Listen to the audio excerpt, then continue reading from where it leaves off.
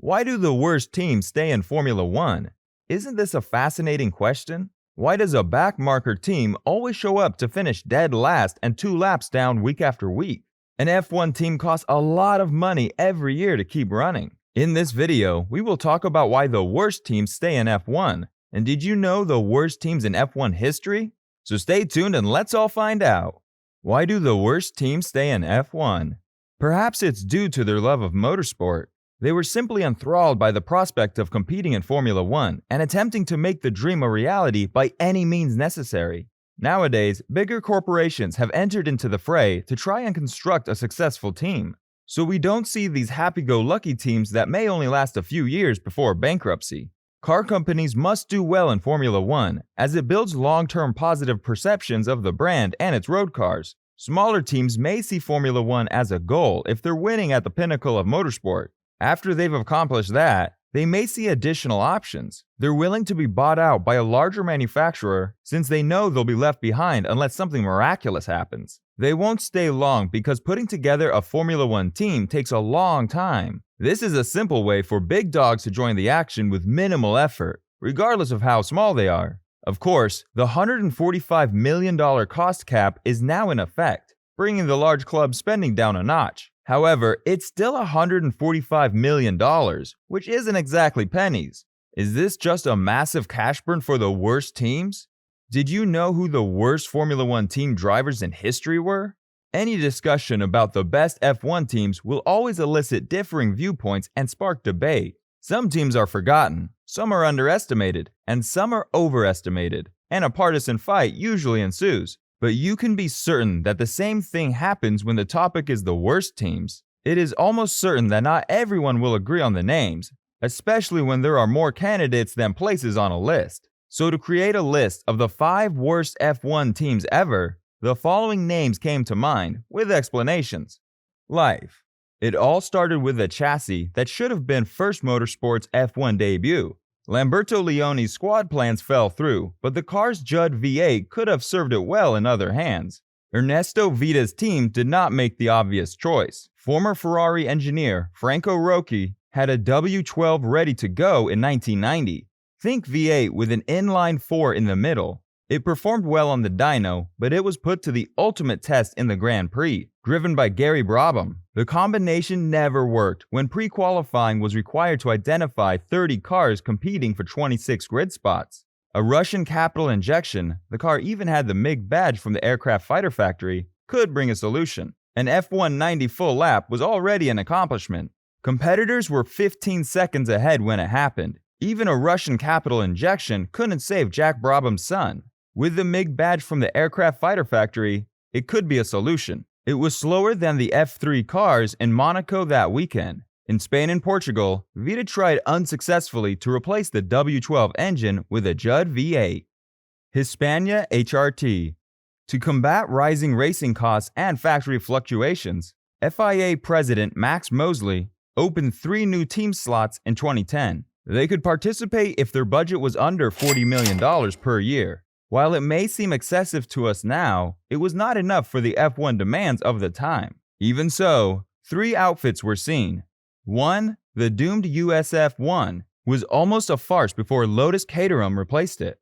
The others were Marussia, Manor, and Hispania. Former race driver Adrian Campos and businessman Alejandro Agag formed the latter, behind Formula E's success. When it was announced, neither remained. As a result, the car had no downforce with Cosworth power, and the 3 rookies were soon fighting each other. Like F1 had a second-tier class, despite having drivers like Pedro de la Rosa, Bruno Senna, and Daniel Ricciardo, who would establish their skill elsewhere.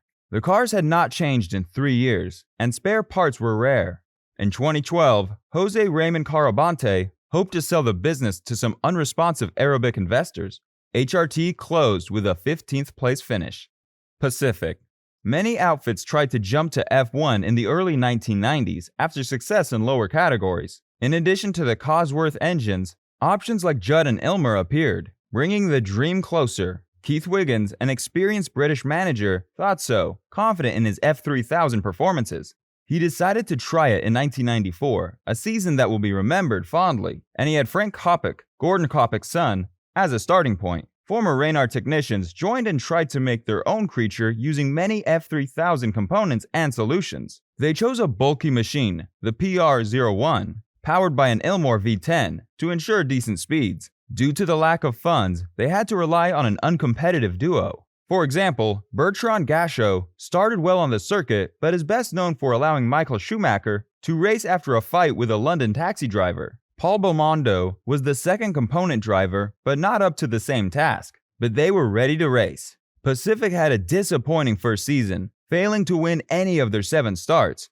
so they only had DNQs and DNFs. It was a pity for a team that included Eddie Irvine, Alan McNish, David Coulthard, Christian Fittipaldi, Cristiano Del Mata, and the Gin. And they couldn't draft because money was tight.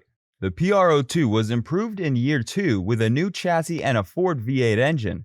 Jean-Denis Delatraz and Giovanni Lavaggi, after another brief Gachot spell, shared the other car, which was nice because Andrea Muntermini had talent and sponsors. At least races could be completed quickly and successfully. 2 8th-place finishes and a 9th-place finish were not enough to keep the team racing, so it folded after the season, and Wiggins returned to America to run IndyCar programs.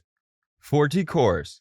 Like football, you started in the lower divisions and tried to work your way up. Forti course was one of those cases, especially in Britain and Italy. The rostrum on F3 and F3000 was good enough.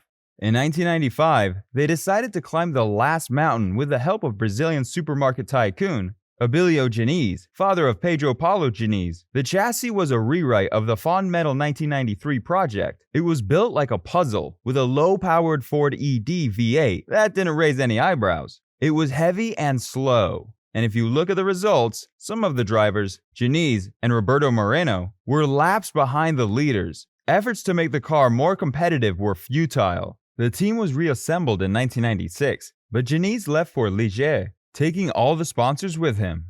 There was no new chassis or powerful Ford engine by then. After Luca Badoer flipped in Argentina, a new chassis, the FG03, gave hope. Money became scarce after a win with Shannon Racing, an investment entity that had to own 51% of the team. The team's story ended in Hungary. Eifeland.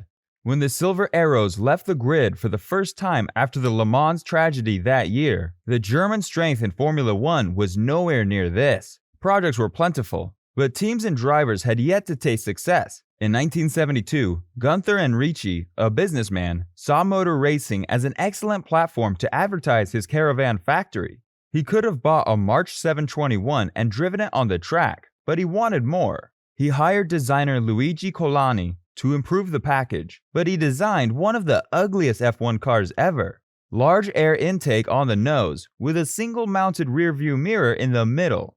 It worked, but lacked downforce and had setup issues. Because Rolf Stommelin was a fast driver, it was decided to ditch the in-house design and go with the March project. Enrici's adventure lasted 8 races and a few 10th places.